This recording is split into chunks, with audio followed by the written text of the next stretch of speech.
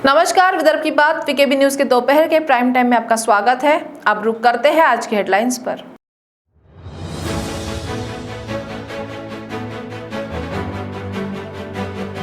गुरु पौर्णिमा पर्व पर शिरडी के साईं दरबार भी पहुंचे भक्त, मंदिर के बाहर से ही किए दर्शन।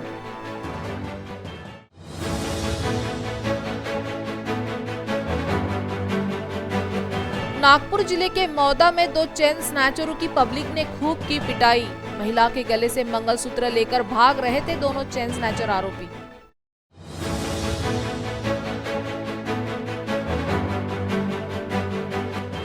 गुरुवार रात को सदर के गोवा कॉलोनी में हुई अंधाधुंध फायरिंग, 4 राउंड किए गए फायर, 3 आरोपी हुए गिरफ्तार।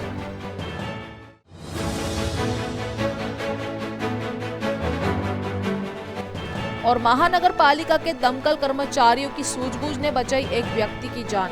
तालाब में कूदकर बचाए प्राण, वीडियो हुआ वायरल।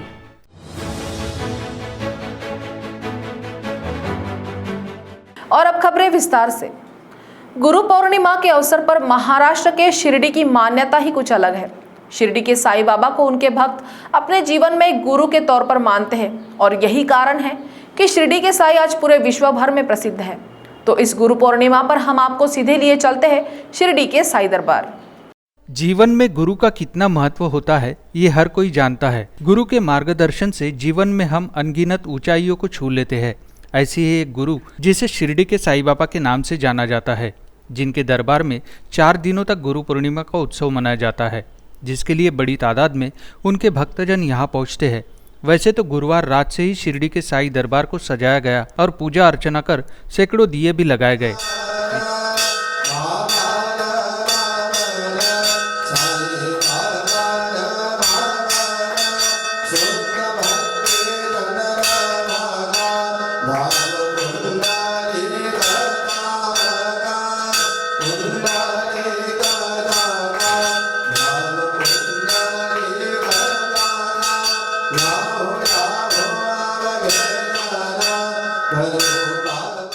कोरोना महामारी के कारण राज्य के मंदिर भाविकों के लिए खुले नहीं है।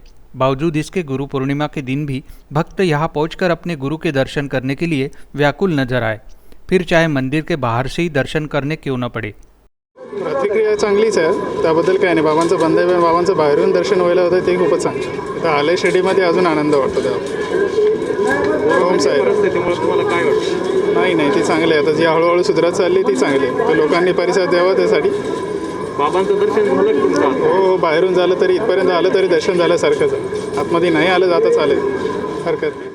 महाराष्ट्र का शिरडी साईं दरबार वैसे तो जग विख्यात है।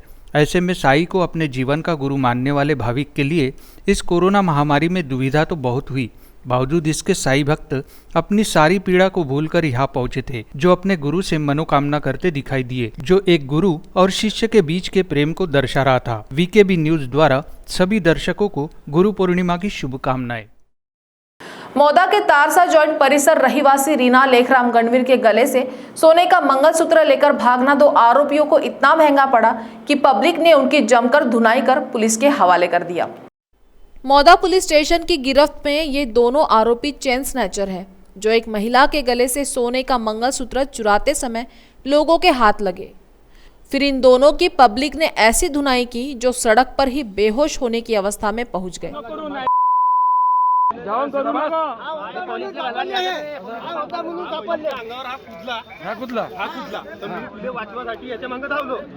चाकू काढला अंगावर, हात पकडला, याला मारायला बसलो, हा माझी गाडी घेऊन परत होता. मी काय म्हणलं, अगर तू भागेगा काटते फेक दूंगा.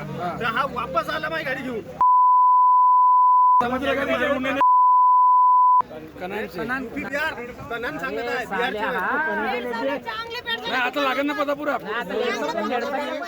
बताया जा रहा है कि लेखराम गणवीर इनका तारसा ज्वाइंट के पास कन्हान तारसा रोड पर पान ठेला और चाय की टपरी है।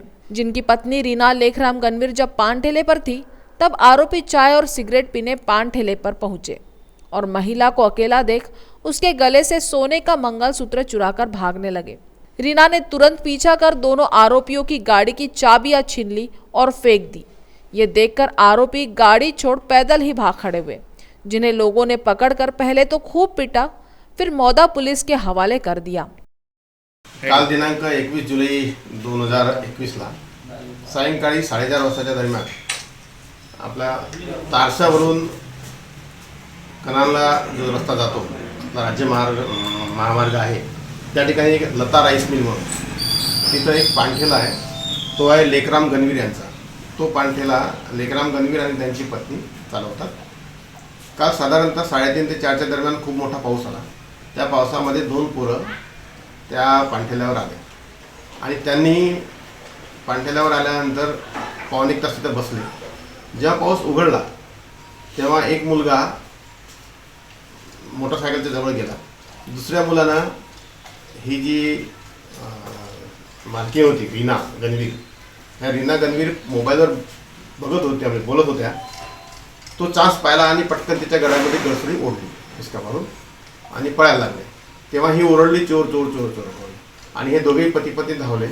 रस्त्याला 2-3 माणसं जे जात होते ते पण धावले पकडायला।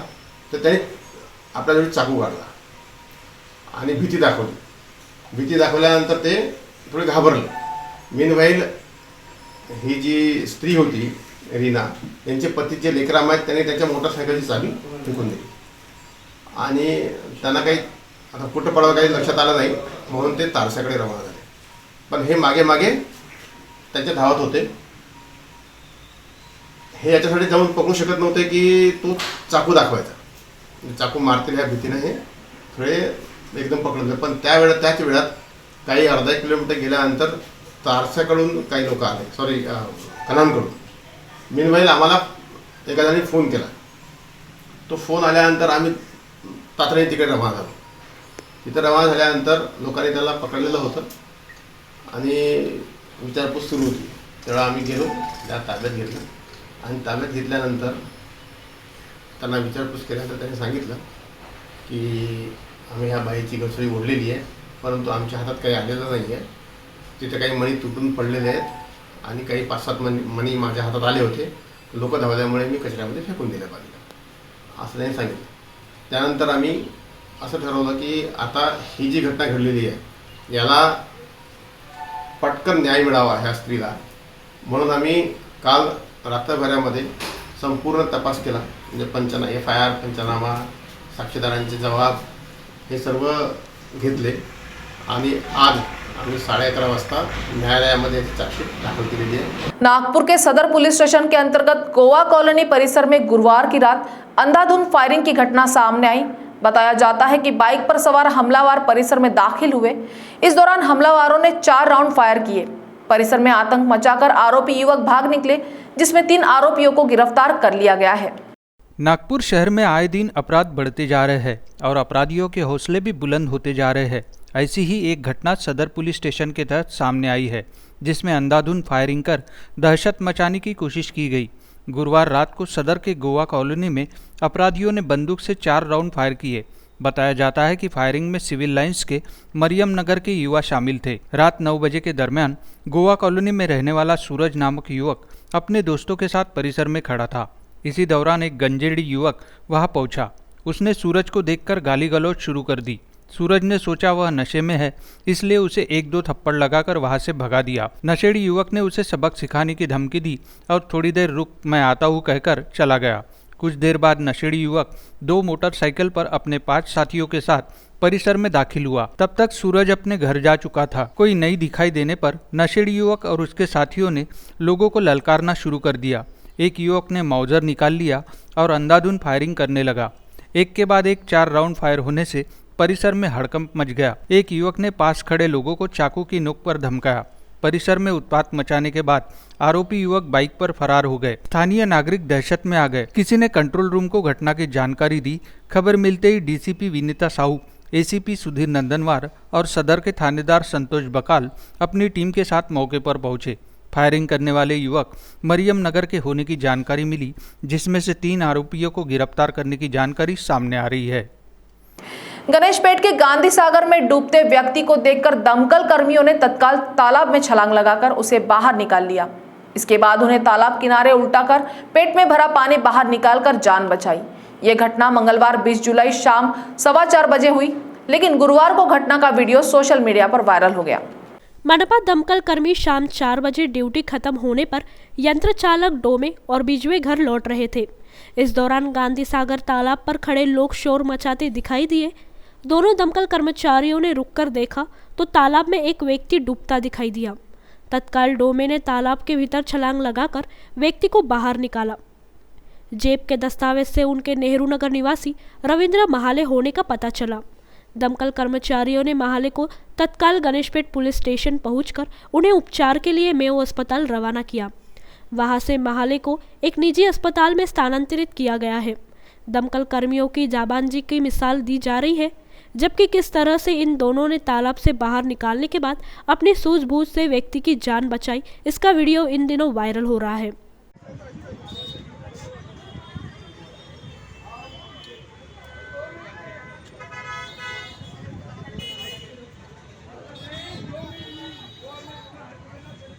नागपुर मनपा की ओर से भले ही निःशुल्क वैक्सीनेशन हो रहा हो, लेकिन निजी अस्पतालों को वैक्सीन के लिए शुल्क लेने की छूट दी गई है।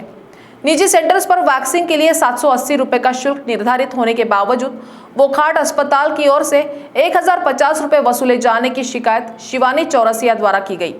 मनपा के स्वास्थ्य विभाग को शिकायत मिलने के बाद अस्पताल प्रबंधन को 24 जून को ही नोटिस जारी किया गया था, किंतु अस्पताल की ओर से किसी तरह का जवाब नहीं भेजा गया।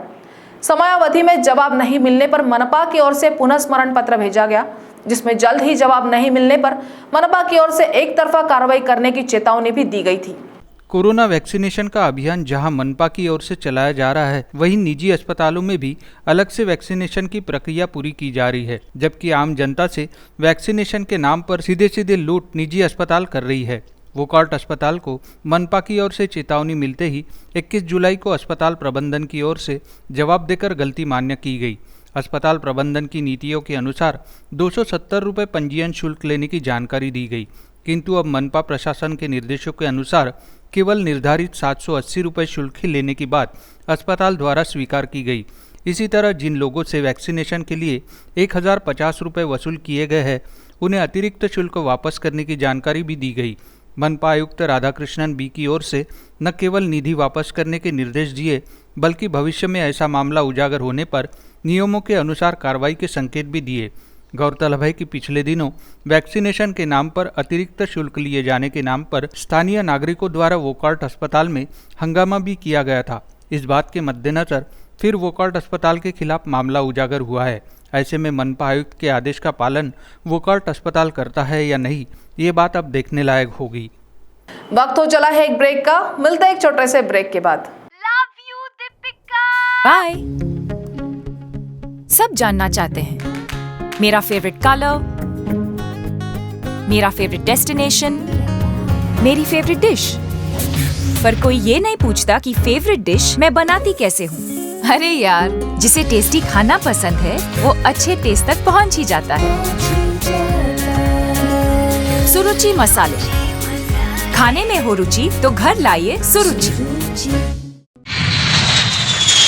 अपने सपनों की उड़ान भरने की इच्छा तो हर किसी की होती है, पर पंख भी तो मजबूत होने चाहिए, जो देता है flywheel aviation academy. Flywheel aviation academy एक ऐसा इंस्टीट्यूट है जहां पर एयरलाइंस एंड एयरपोर्ट हॉस्पिटैलिटी और टूरिज्म मैनेजमेंट, साथ ही यहां campus interview, guidance by industry expert, practical training at airport, expert faculty, personal grooming जैसे कई सारे बेनिफिट्स आप पा सकते हैं। Flywheel aviation academy, 1 degree 3 job opportunities. Flywheel aviation academy gives you a degree or diploma with a job. Flywheel Aviation Academy, 365 Gandhinagar, LAD College Square, beside Karnataka bank, Nagpur.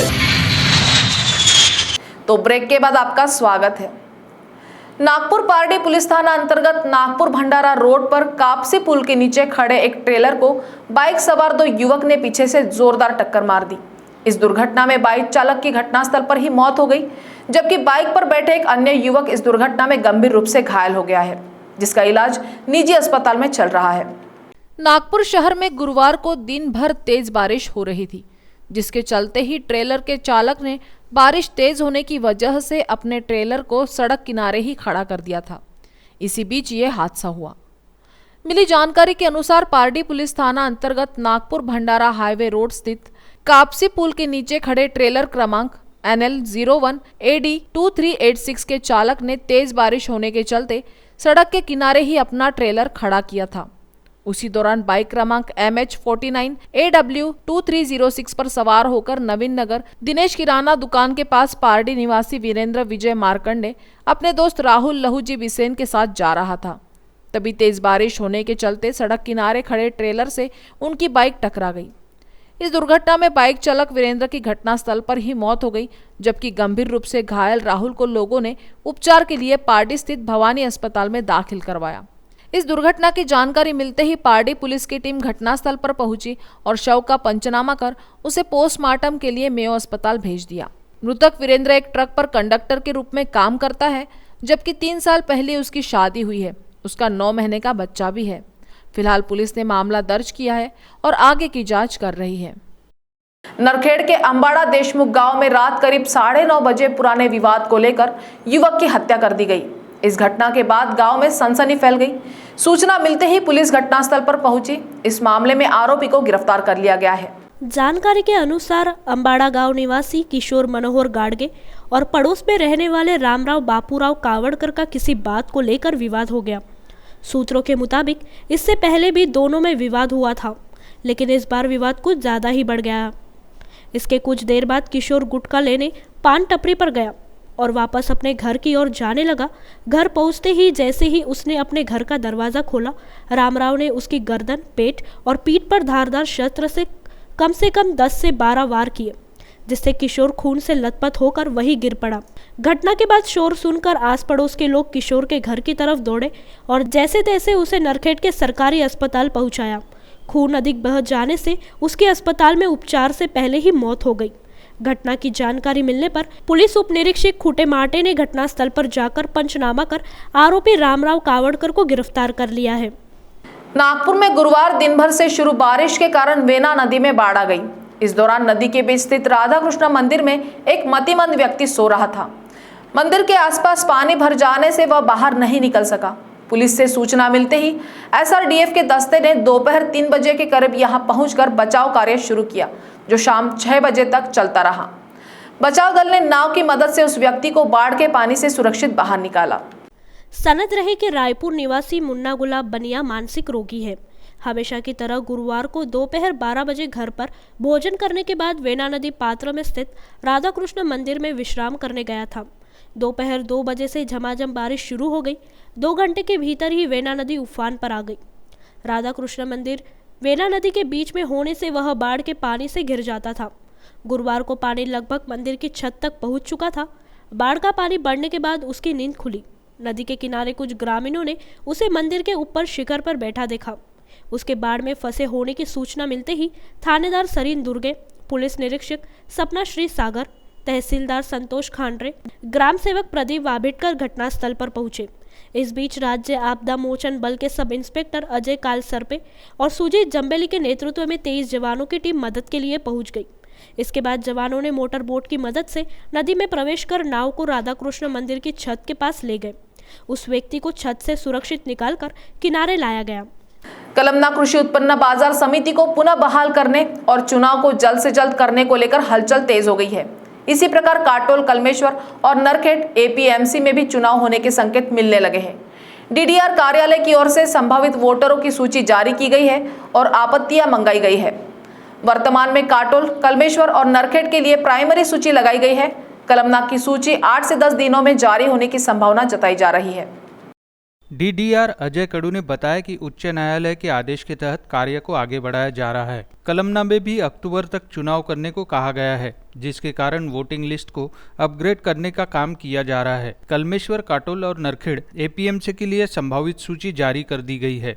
लोगों से आपत्तियां मंगाई गई है। 29 जुलाई तक लोग आपत्ति ले सकते हैं। इसके बाद सूची को अंतिम रूप दिया जाएगा। 5 अगस्त को अंतिम सूची जारी होने की संभावना है। कलमना APMC बाजार में भी चुनाव कराने की तैयारी की जा रही है। प्राइमरी सूची को अंतिम रूप दिया जा रहा है। 8-10 दिनों में यह कार्य हो जाएगा और फिर लोगों की आपत्तियां बुलाई जाएगी। यहाँ पर भी अक्टूबर तक चुनाव कराने की पहल की जा रही है। अगर कोई और विघ्न नहीं आता है तो चुनाव संपन्न हो जाएंगे। शहर में कचरा संकलन सुनिश्चित करने के लिए पुरानी कंपनी को बदलकर 5-5 जोन में अलग अलग 2 कंपनियों की नियुक्ति तो की गई, लेकिन स्थिति सुधरने का नाम नहीं ले रही है। कचरा संकलन में हो रही लापरवाही पर पक्ष विपक्ष दोनों के पार्षद परेशान होने के कारण एक पूरे दिन इसी मुद्दे को लेकर मनपा की सभा ली गई। इसमें महापौर द्वारा सत्ता पक्ष नेता अविनाश ठाकरे की अध्यक्षता में समिति गठित तो की गई, किंतु गुरुवार को फिर एक बार सदन में ये मुद्दा गरमाया। प्रश्नोत्तर काल में कांग्रेस के वरिष्ठ पार्षद प्रफुल्ल गुधड़े ने कचरा संकलन पर कंपनियों की पूरी पोल खोल दी है।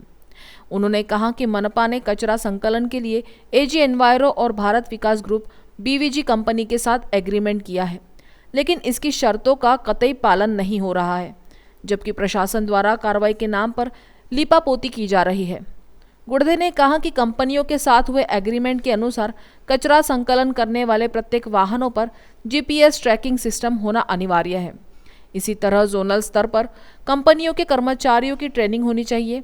इसके अलावा माइक्रो लेवल पर प्लानिंग करना जरूरी है। तैयार किए गए डीपीआर के अनुसार एग्रीमेंट में कंपनी की कार्यप्रणाली पर नजर रखने के लिए स्वतंत्र इंजीनियर की नियुक्ति करना था। चर्चा के दौरान पूर्व महापौर प्रवीण दटके ने कहा कि कचरा संकलन कंपनियों की कार्यप्रणाली की जांच के लिए महापौर के आदेशों से जांच समिति बनाई गई है। कंपनियों के साथ एग्रीमेंट से पहले उसे सदन में रखा था। उस समय चर्चा के दौरान पार्षदों की ओर से कई सुझाव रखे थे, किंतु सूचनाओं का समावेश नहीं किया गया। अब चूंकि जांच की जा रही है। तो दोपहर के प्राइम टाइम में अभी इतना ही। आपसे फिर मुलाकात होगी, तब तक बने रहिए वीकेबी न्यूज के साथ। नमस्कार।